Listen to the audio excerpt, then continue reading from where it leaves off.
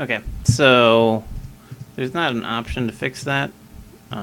So what I might have to do is I might have to. Actually, I'm going to weld some vertices together. So we're going to go ahead and select this one and this together.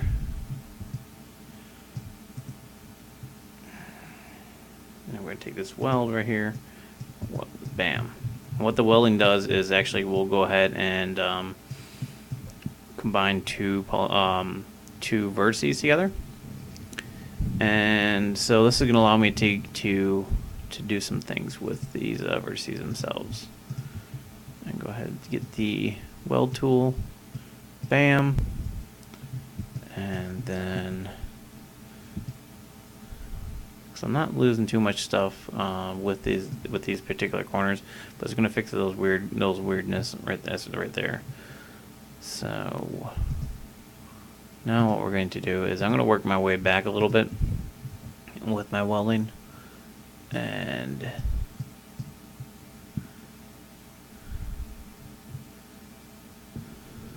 that'll allow me to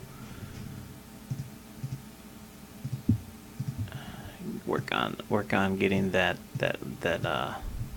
weirdness out. And I might have to rework the vertices just a little bit. Alright, so it's not too bad. So that is doable. If I let's check it out when I can actually create an edge loop that'll go around, but I'll do that out next. So we're gonna go ahead and we're gonna do that on both of these vertices and all these vertices. Get the weld tool, which I believe is, if I get the right key combination. So M, or is it Q? There we go, Q. So Q. All right, whatever. There we go. So bring that in, and we're gonna go ahead and this can get kind of boring. Bam. Go ahead. Bring that in. Weld. Bam. Bring that in. Weld. Bam. We're going to bring this up a little bit so that it has a little bit better flow to it. It's going to kill those problems that we're having with it. Alright. Do the same thing.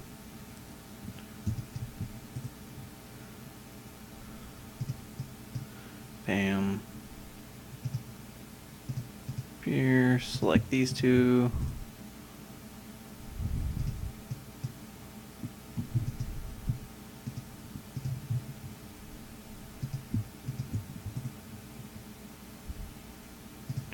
You guys getting this so far? Do you have any questions while I do this a little bit monotonous part?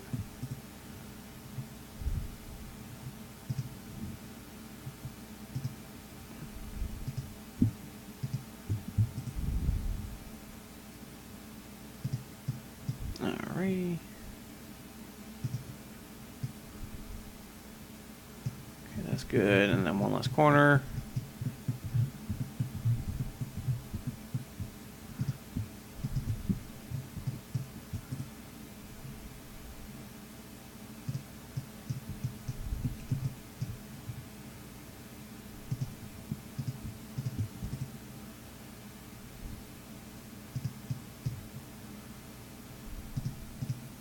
And this is actually kind of a process that you might end up doing if you ever do character modeling, is that you'll have to do a lot of reworking your topography so that the flow of it actually works together.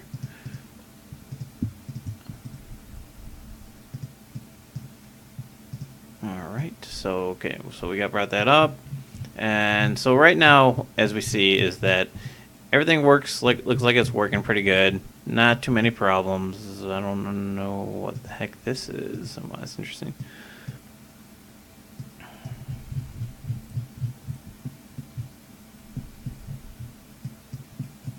that's not on everything. All right, interesting.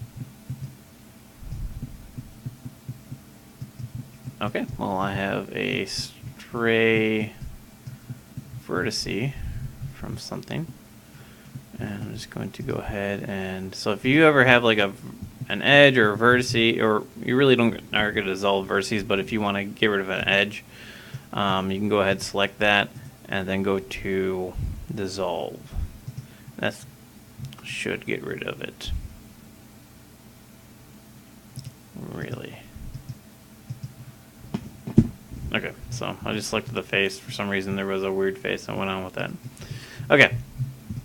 So to finish up with getting this working in a fashion where it's not going to give me any weirdness to it, I'm going to go ahead and have my faces selected, go to the knife tool, make sure it's on loop, and actually we're not going to work on loop, we're going to do it on line. What we're going to do, see if I can, if it's going to allow me to just cut that. And pretty much it just made an n-gon, which was a 5-sided, into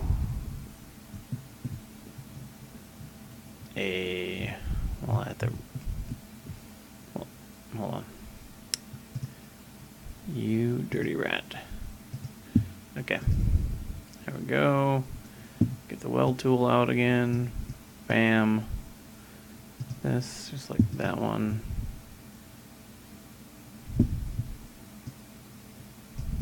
Bam. Probably, I think it created this one too. So I wasn't too careful when I was doing my cutting, so it actually created a weird shape to it. So, well, bam. Okay, so back to how it was. I'm just gonna double check this one, make sure I didn't really mess it up. I think it was just that one part. Okay, so that creates a nice loop right there. I'm gonna go ahead and do that to this side. Hopefully I won't have the same problem. Being an idiot. So we're going to, it's right there. And alright, we're just going to see if I can get that again, because that worked out pretty good where I was able to just bring it all at once.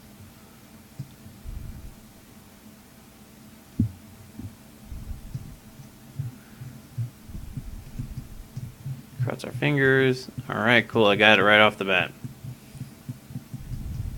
Alright, everything worked on there. Okay. So now I know that was a little bit of an extended process to this particular object, but it should reduce problems with weird artifacting when it renders out. Of course, I turned the camera body off. I thought I had this off. Whatever.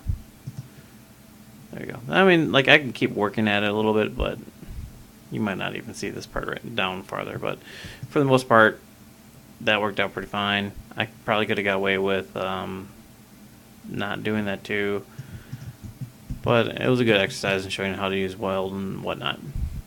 Alright, so what I'm going to do is I'm going to go ahead and I'm going to try to size this up so that it is the,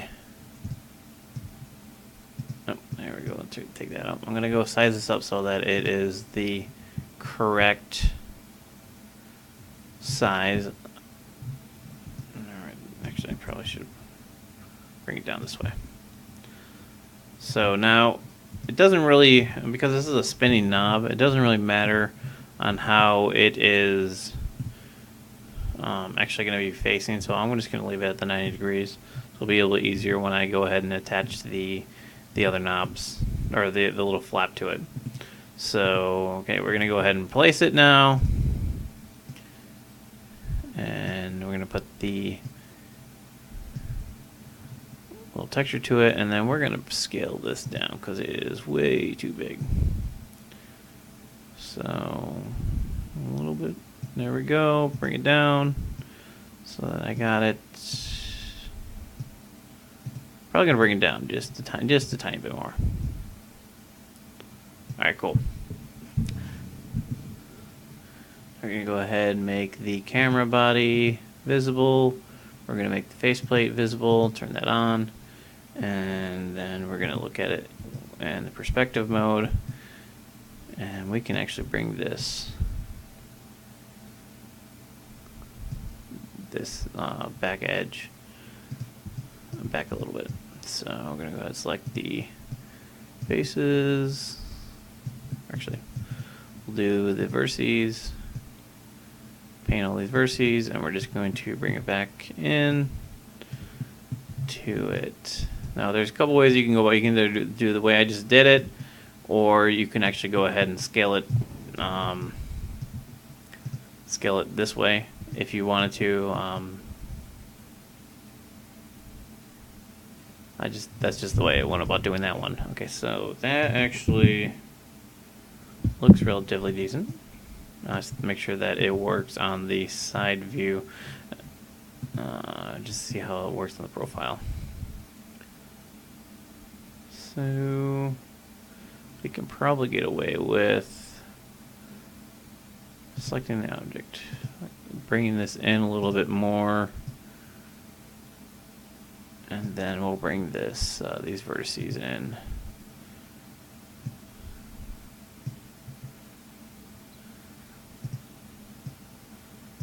Okay, what I did is I turned off the select of visible elements only, because if I didn't, then it might not select the ones I'm going to use that to bring it in a little bit.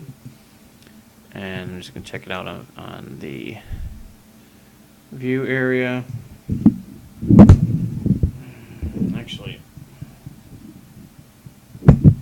Actually, now that I look at it, that will bring that out a little bit more. And then the whole object is going to stick out just a little bit more.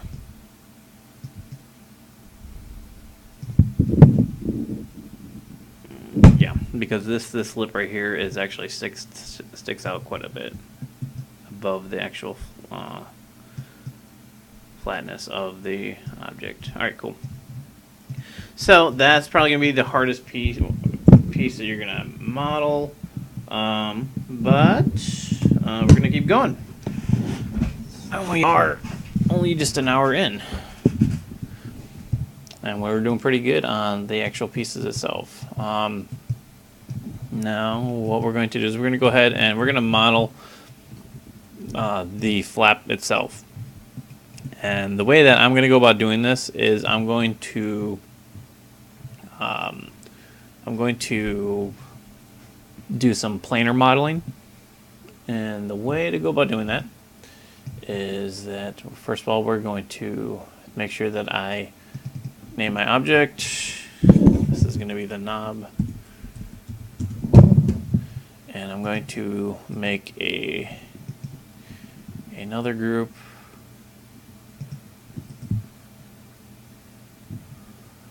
And we're going to name this group knob group. And I'll probably end up putting the little tab in there also.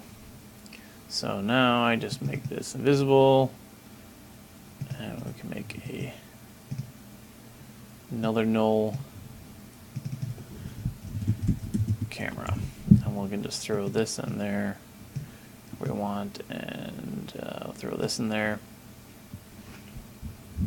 That way, now what I'm going to do with this group is that if I got a piece done and I'm just going to start working on a new piece, I can just go ahead and just turn that off, and so I don't have to keep doing multiple pieces right there. Okay, so we are going to go to this view. I'm going to create a plane. This is a polygon plane. And what it is that there is no deformation for it right now. I'm going to rotate it 90 degrees. I'm going to apply the transparency to it. And I'm going to go and do another step. And I'm going to rotate this. What I'm going to do here